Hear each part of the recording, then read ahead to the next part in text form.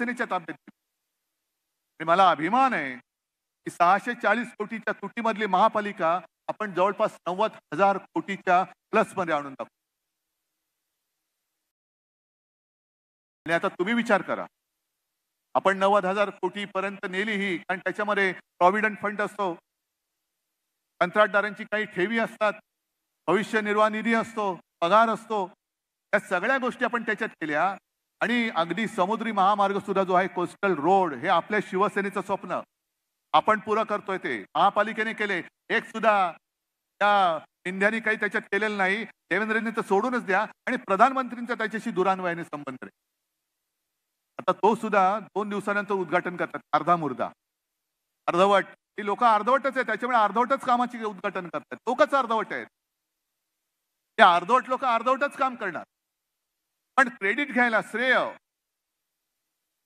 तो अजूनही पूर्ण झालेला नाही. एक मार्गिका उघडणार, कशाला घाई करताय? आम्ही काय करतो आहोत? कोस्टल रोड हे शिवसेनेचं स्वप्न, शिवसेनेने करोना काळात सुद्धा काम करून दाखवलं, म्हणून घाई गडबडीत तुम्ही ते काम करतात. असंच काम करताना समृद्धी महामार्ग जो हिंदू हृदय सम्राटांच्या नावाने केले, त्याच्यावरती भगदाट पडलेले आहे. मोदींच्या हस्ते त्याचं लोकार्पण केलं होतं. आणि वर्षाच्या आत खड्डा, हे मोदी गॅरंटी आहे. तुमच्या आयुष्याच्या पायवाट्यावरती खड्डे पडणं, हे मोदी गॅरंटी. आणि तो पलीकडचा तिथला अंधेरीचा गोखले पूल जाऊन बघा, तो जुळतच नाही. एक बाजू वर, एक बाजू खाली. मला खरोखर लाज वाटते.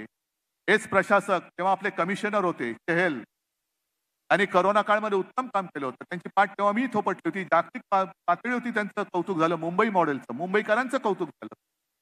आणि तेच प्रशासक म्हणून त्यांच्या भ्रष्टाचाराला साथ देत आहेत. टेंडर मागून टेंडर काढले जात आहेत.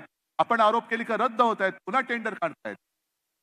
ही सगळी लुटालूट ही चालली असताना त्याच्या विरुद्ध उभं राहायचं का लुटारांच्या टोळीमध्ये सामील व्हायचं? तुम्ही सांगा मला, काय करायचं? लुटारूंच्या टोळीत सामील व्हायचं? महाराष्ट्र द्वेष्ट्यांच्या गर्दीमध्ये सामील व्हायचं? आणि कोणासाठी, कशासाठी, कशासाठी व्हायचं? आणि किमान भाजपला तर त्याची किंमत नाही, कारण भाजप हा पक्ष हा कुठल्याही लढ्यामध्ये नव्हता. स्वातंत्र्य लढ्यातही नव्हता, संयुक्त महाराष्ट्र चळवळीमध्ये सुद्धा नव्हता, कुठेच नव्हता. हा मराठवाडा मुक्ती संग्रामात होता. त्यांना फक्त ओरपायची सवय लागली, ओरपायची. ते कुठे मी काल पण बोललो ना, कुठे लग्नाचा मंडप दिसला का घुसायचं. आणि घुसल्यानंतर काय होतं, अनेकदा असं होतं पंक्तीमध्ये, तुम्हाला माहितीये की कोणी असं अचानक घुसला अनाहूत, तर मुलीकडच्यानं वाटतं मुलाकडचं आहे, मुलाकडच्यानं वाटतं मुलीकडचं आहे. हे जेवतात मस्त श्रीखंड, पुरी वगैरे, बासुंदी, पोळ्या खाल्ल्या, बरे 25-25 पुरणपोळ्या हाणल्या. पुरणपोळ्या वगैरे हाणायच्या, एकर द्यायचा, आणि नवरा बायकोत भांडण लावून दुसऱ्या पंक्तीमध्ये जेवायला जायचं. ही भाजपची वृत्ती. हे असे नालायक लोक आहेत.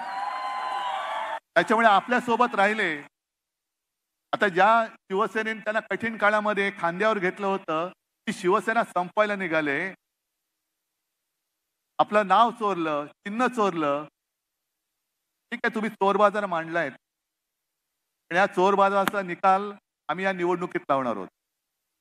आणि महापालिकेच्या अधिकाऱ्यांना पण सांगतोय, सगळ्यांनाच सांगतोय की भ्रष्टाचारामध्ये तुम्ही सामील होऊ नका. हा मुंबईकराच्या कष्टाचा, घामाचा पैसा आहे. जर तुम्ही दरोडेखोरांच्या टोळीमध्ये सामील झालात, तर उद्या आमचं सरकार आल्यानंतर आम्ही या भ्रष्टाचाराची सखोल चौकशी करून, जर यातला कोणी अधिकारी जरी असेल किंवा कॉन्ट्रॅक्टर असेल, पण कॉन्ट्रॅक्टर कसे करतात, सगळे मिळून ते टेंडर भरतात. कोणी हाय द्यायचं, कोणी लो द्यायचं, आणि ते सिंडिकेट करून भरतात. पण ही सगळी पोलखोल करून तो कोणी त्याच्यात गुन्हेगार असेल, त्याला चापकाचे फटके शिक्षेच्या रूपाने दिल्याशिवाय राहणार नाही. आज लिहून ठेवा तुम्ही. आणि आता तूर्त पहिली लोकसभा निवडणूक येते. पुन्हा मी प्रचाराला येणार नाही, येण्याची गरज आहे. पण उमेदवार कोण आहे तुमचा? कुठे? अच्छा, आहे ना, पुढे ना, पुढे. त्याच्या विजयाची जबाबदारी तुमच्या खांद्यावर देतोय, पेलणार आहे. आणि मला नुसता अमोल कीर्तीकर विजयी झाले असं नकोय. अमोल कीर्तीकर विरोधकांचा डिपॉझिट जप्त करून विजयी झाले, ही मला हेडलाईन पाहिजे.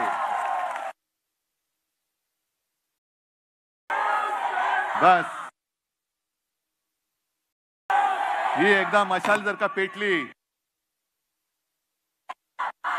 म्हणजे मला आडोत्री जनता पक्षाला सांगायचंय, आजपर्यंत तुम्ही आमची मैत्री पाहिलीत, आता जरा मशालीची धग बघा, तुमचं बूड खुर्चीचं बूड कसं जाळून टाकते ती.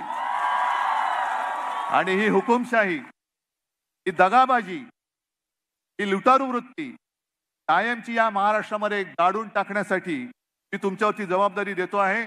आणि मी प्रचाराला नाही आलो तरी विजयाच्या सभेला आणि विजयाच्या मिरवणुकीला आल्याशिवाय राहणार नाही, हे वचन आपल्याला देऊन तूर्त मी आपली रजा घेतो. जय हिंद, जय महाराष्ट्र.